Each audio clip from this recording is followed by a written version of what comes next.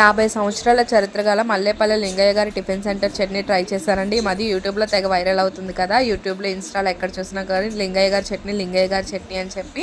So నేను కూడా ఒకసారి చూసి రెసిపీ ఫాలో అయ్యాను, నాకు చేయాలనిపించింది. సో దీనికి కావాల్సింది ఏంటంటే కొంచెం మనము ఆయిల్ వేసుకొని అందులో వేరుశనగ గుడ్లు వేసుకొని కొంచెం ఫ్రై అయిన తర్వాత వెల్లుల్లిపాయలు, ఉప్పు, కారం వేసుకొని ఫ్రై చేసుకోవాలి. తర్వాత దానిలోని మనం టామరిన్ జ్యూస్, చింతపండు రసం వేసుకొని కొంచెం దగ్గరికి అయిన తర్వాత దాన్ని మిక్సీ పట్టుకోవాలి. అలాగే పోపు కోసం ఆవాలు, జీలకర్ర అండ్ నెక్స్ట్ మినపప్పు కొంచెం ఎక్కువ కావాలి, కరివేపాకు వేసుకొని కొంచెం ఫ్రై అయిన తర్వాత ఇలా బరక్గా చేసుకొని మనము ఇలా తాలింపు కింద వేసేసుకొని మిక్స్ చేసేయాలి చట్నీలో.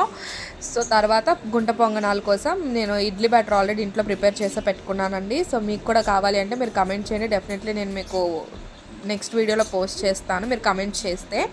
చట్నీ మాత్రం సూపర్ వచ్చిందండి. నాకు లింగయ్య గారి చట్నీ ఎలా ఉంటుందో తెలియదు కానీ ఈ చట్నీ సూపర్ ఉంది.